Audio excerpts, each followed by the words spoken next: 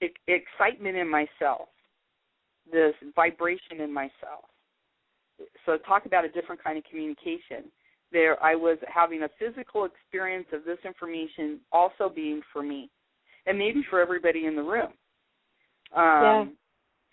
It was the one time I felt that, the only time I felt that. But I have to say, the woman who had the young man attached to her, as I was bringing through the information, I started crying. Wow. I could feel the anguish of what had happened in this, and it moved me to tears immediately. And then I moved on, and the tears stopped immediately. So I think there's this empathy. There's this empathy attached to this whole thing. When we talk about different ways of communicating, I think everybody in the room felt that moment of anguish. That's, so, and some of these people knew each other, but by and large, it wasn't like they were all good friends who walked in the room, you know what I mean? And yet we all shared this anguish, the same as we share when something else happens in the world, that, a flood or an earthquake, we all have that sense of shared anguish. So I think, we are so, to think that we are actually separate from each other, we're proved wrong all the time, and yet something in our critical consciousness will turn that off, and we'll forget how connected we are to other people. Well, we need to protect ourselves, too. You can't be walking around in anguish all the time. But same as walking around in perfect joy all the time, keeps you from having other experiences. So, as a human being, right? Yeah, so, beautifully said. Once again, that was a very interesting, which I have experienced, one-on-one with a client before. But I think, in stepping back and reviewing it from this place a couple days later, that moment was experienced by the entire room. So I'm going to ask you to reveal some other stories as well. If we just analyze the process and just step back again, analyze the process again, you are as much of a conduit as you are a student, almost as if all of you were summoned to this class and you were the receiver, the radio signal was going through you, so to speak. But you were also sitting present as a student, and also as an experienced teacher as well. So you take, again, it's like you take this whole huge, if you can let yourself be as big as you are and beyond, then it's so much easier to be everything as opposed to feeling like you have to just be within like the teacher role or the medium role. It's like you could be expansive of who yourself is and then become more expanded because you two are sitting there listening and experiencing and learning at the same moment. Yes. And if that doesn't feel weird, I don't know. It's very very weird experience. Not uncomfortable, but interesting. Definitely very interesting. It's true. And I think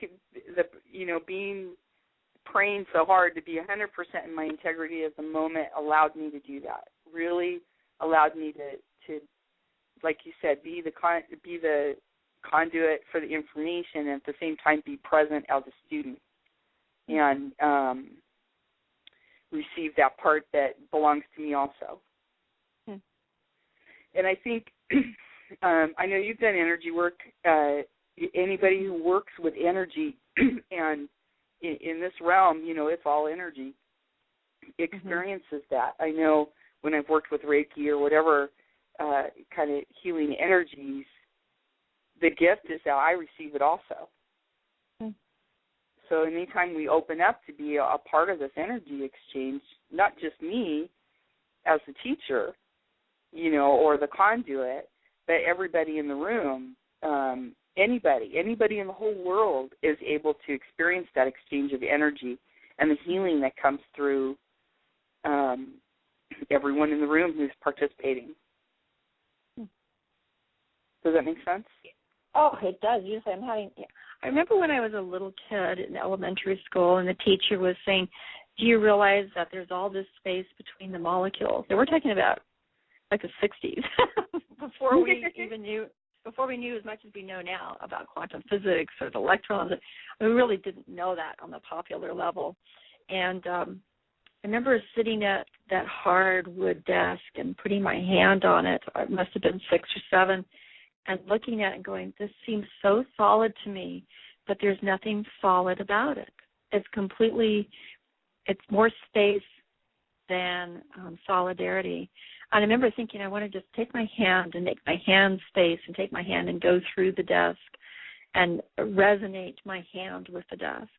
And that is a moment, in a sense, if we could hold on to that concept that we are energy and we've coalesced in form, but that our form is, while real, it's just a small minutia of what reality actually is, to expand it so that we are this energy and that we're coalescing with other energies that we can flow with. Well, that's my association with what you're saying.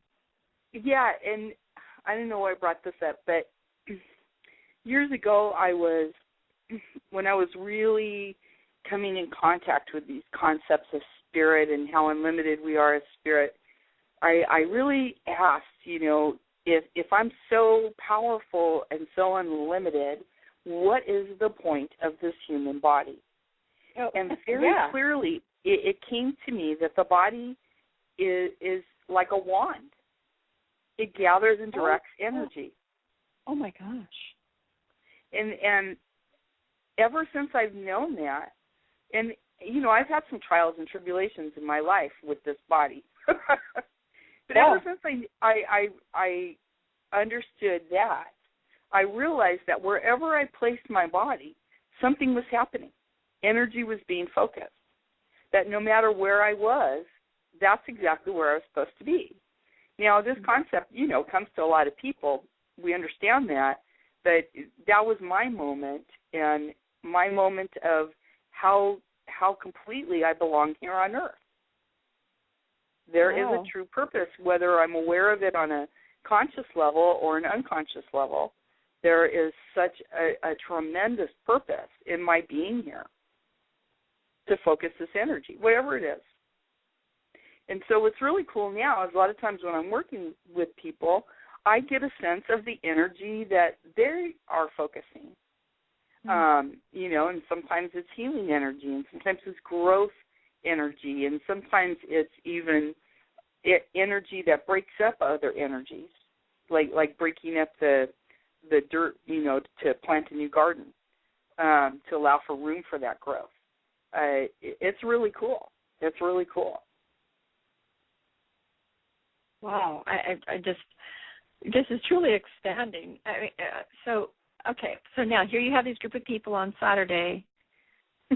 Was there anybody or in that group where they walked away with a spiritual enlightenment that they floated out of the room with, that seemed to shift them on their path in a very different, enlightened fashion? Anybody that comes to mind? Or is it everybody? I don't know. I don't know that it was anybody. Yeah. We didn't really have much time to talk afterwards. And this is the kind of stuff that I'll hear later. That moment in time when that was said just really changed things for me. I've learned to not get involved in the outcome because it drives me crazy. Especially if you don't hear back from someone for a while. I'm like, oh my God, was it good? Was it bad? Did I hurt anybody? And then 8 years later, I'll get a phone call. Well, I don't know if you remember saying this, but my whole life changed from that moment. So I've learned that if I don't stay out of the outcome, I get really emotionally wrecked over it. So I'm hoping that I'll get a chance to spend time with some of these people later on and find out what it was like for them. But I can say, everybody applauded and everybody hugged me on the way out the door. Wow. To me, that says, it was a mutually enjoyed experience. But as far as the rest of it, I think I have to, if I need to know it, Spirit will make sure I get that information. Now, we're not even close